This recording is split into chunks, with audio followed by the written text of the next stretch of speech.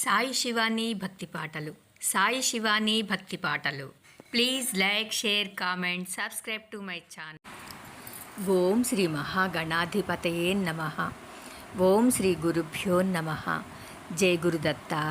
శ్రీపాదరాజం శరణం ప్రపద్యే. దిగంబర దిగంబర శ్రీపాదవల్లభ దిగంబర. శ్రీపాద శ్రీవల్లభ సంపూర్ణ చరితామృతంలో 37వ అధ్యాయం చిన్నమస్తాదేవి వర్ణనం గురించి, చిన్నమస్తాదేవి ఉపాసన గురించి తెలుసుకుందాము. మేము బంగారయ్య బంగారమ్మ దంపతుల నుండి సెలవు తీసుకొని వారిచ్చిన శ్రీపాదుల వారి చర్మపాదుకులను తీసుకొని ప్రయాణం సాగించుచున్నాము. మేము ఒక అరణ్య ప్రాంతం గుండా పోవుచున్నాము. అచ్చట ఒక మర్రి చెట్టు నీడన కొంత విశ్రాంతి తీసుకున్నాము. ఇంతలో కొంతమంది యోగిని గణములు అక్కడికి వచ్చాయి. వారు మమ్మల్ని చూసి, ఇది గండ్రకత్తెర కాలం, మీరు ఈ ప్రాంతమును రాదగిన వారు కారు.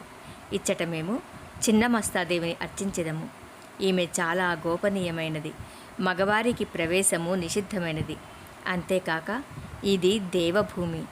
ఇచ్చటకు వచ్చిన వారెవ్వరూ ప్రాణాలతో బయటపడిపోరని చెప్పారు. మా ప్రాణాలు పైపైనైపోయాయి. ఇంతలో మహా తేజో విరాజితురాలైన యోగిని మాత ఒక ఆమె వచ్చింది. ఆమె కన్నులు చింతనిప్పుల వలె ఉన్నాయి. ఆమెతో పాటు వచ్చిన యోగిని గణములు ఒక బుట్టలో చిన్నమస్తాదేవిని పెట్టుకుని వచ్చారు.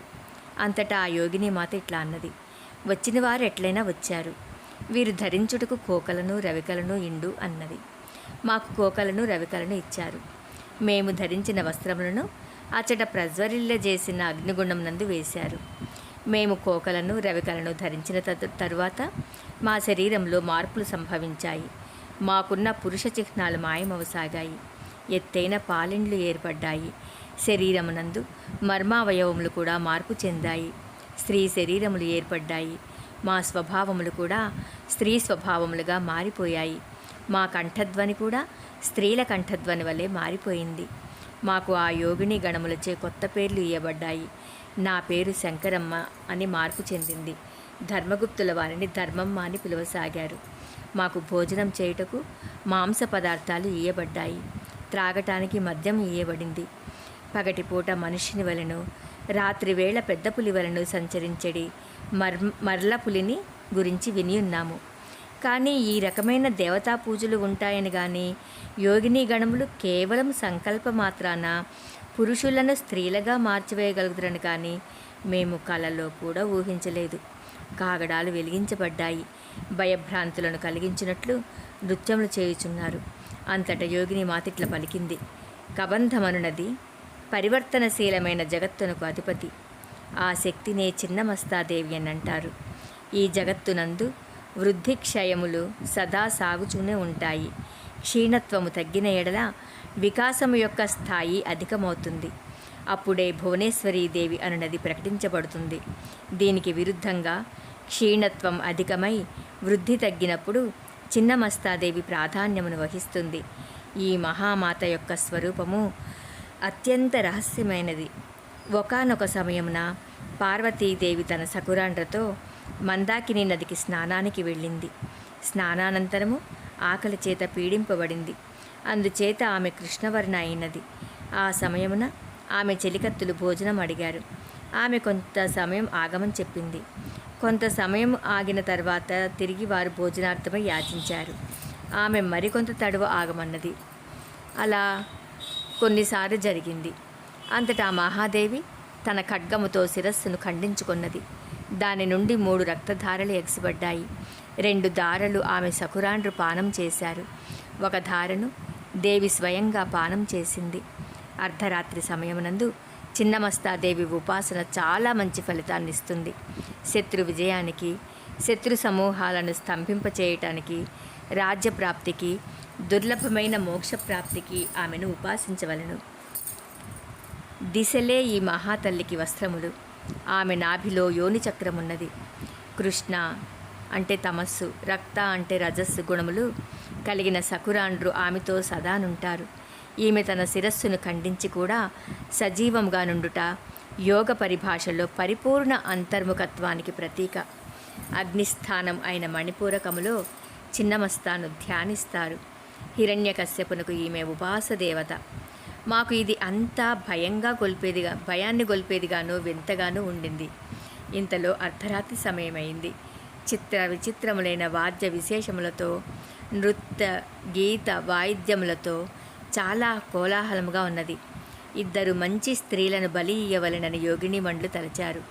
అందుబాటులో ఉన్న మమ్ములను వధించుటే మేలని తలచారు. మా మెడలకు వేపాకులు కట్టబడ్డాయి.